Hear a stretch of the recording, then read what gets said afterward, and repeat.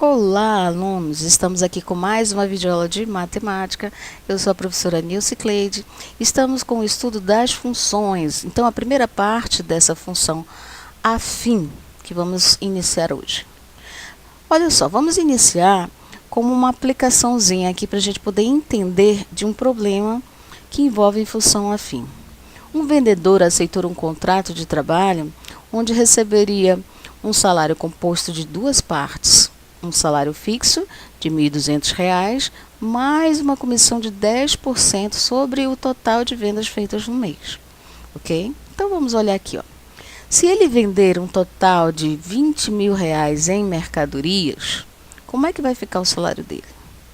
Podemos dizer que o salário dele pode ser escrito assim, ó, salário mensal é igual a 1.200 mais 0,1 vezes 20.000. Observando que esse 0,1 é escrito do 10%, 10% em decimal, que seria 10 dividido por 100, né? A simbologia. Então, o percentual é obtido de 0,1 vezes o 20.000. Então, vamos lá. Se ele vender agora, em vez de ser 20.000, vender R$ 15.000 em mercadorias, como é que vai ficar o salário dele? Olha, o salário dele vai ser salário mensal igual a 1.200 mais 0,1 vezes 15.000. Né? Então, vamos olhar aqui que esse pontinho está separando a casa de milhar e esse outro é o sinal de produto, de multiplicação. Então, qual vai ser a parte variável? A parte variável é dessa parcela aqui, ó, onde tem o percentual, e aqui eu tenho a parte fixa. Então, toda vez que eu me deparar com um tipo de função onde tem essa estrutura de parte variável, aliás, parte variável e parte fixa, né? Isso aqui nada mais é do que uma função afim. Observa que na variável ela não vai ao quadrado, tá? É ela mesma. Ou seja, qual é aqui a representação? S de x igual a 1.200 mais 0,1 vezes x. E esse x significa o quê? Ele vai representar, nesse caso, o valor das vendas, né? Então, o x representa o valor das vendas. E esse símbolo S de x seria o salário em função das vendas, ou seja, representa o salário total do mês. Então, a função afim ela vai ter essa estrutura de duas partes, tá? Então, vamos lá. Vamos organizar essa lei de função. Eu vou colocar aqui a parte variável na frente, para a gente fazer uma estrutura mais próxima do abstrato da função afim em matemática, né? Então, eu escrevo S de x igual a 0,1 vezes x mais 1.200. Esse x é o número desconhecido de vendas, então eu não sei quanto ele vai fazer no mês. Por isso que a gente deixa em aberto aqui, né? X. Essa é a lei da minha função salário. Então, olha só. A minha função salário é dessa maneira aqui, né? Onde essa parte onde tem a variável, né? Ou seja, essa parcela é chamada de parte variável, e aqui nós vamos ter uma parte numérica que não tem variável, então chamada de parte fixa. Você olhou qualquer tipo de função que tenha essa estrutura, então você já sabe que é um tipo de função chamada de função afim. Né? Então, olha só. Aqui eu posso escrever essa função de outro jeito. Vamos mudar somente a letra. Em vez de colocar aqui S de x, eu coloquei y. E essa estrutura eu mantive, 0,1 vezes x mais 1.200. O que significa esse y? O y ele vai representar o salário mensal, uma variável salário mensal, e o x o total de vendas, ou seja, esse y depende do valor que eu colocar no x, certo? Então, vamos lá. Definir a função afim. A função afim é uma função onde tem o domínio real e o contradomínio real também. Ou seja, qualquer valor que eu colocar em x, de forma geral, está no conjunto dos números reais. E qualquer valor que eu encontrar y também vai ser qualquer valor dos números reais. Ou seja, não tem nenhuma restrição aqui. Então, chama-se função afim quando existem dois números reais A e B, aqui ó, esse A e esse B, tal que essa estrutura f de x igual a ax mais b, E esse A não pode ser zero, tem que ser diferente de zero para todo x pertencente ao conjunto dos números reais. Então, essa é a definição de função afim. E ela é sempre aplicada, então parte dela é sempre aplicada no nosso dia a dia, né?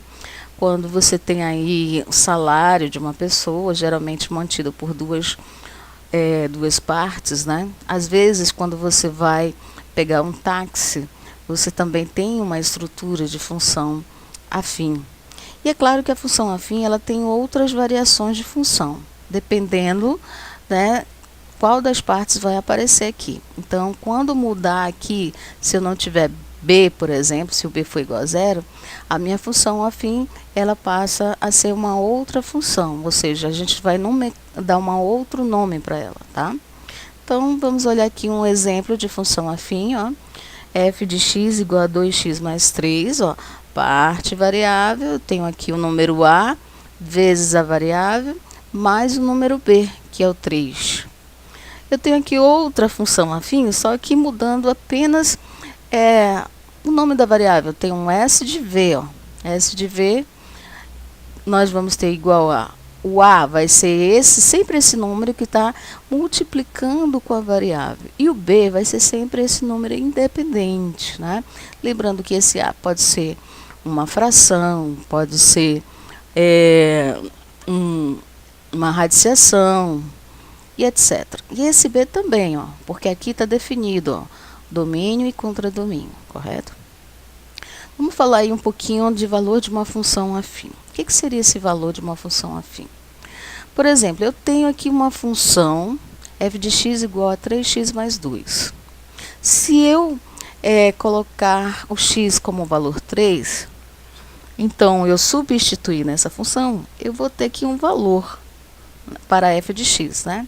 Então, quando x for 3, qual vai ser o valor obtido, o valor da função? Então, o que a gente vai fazer?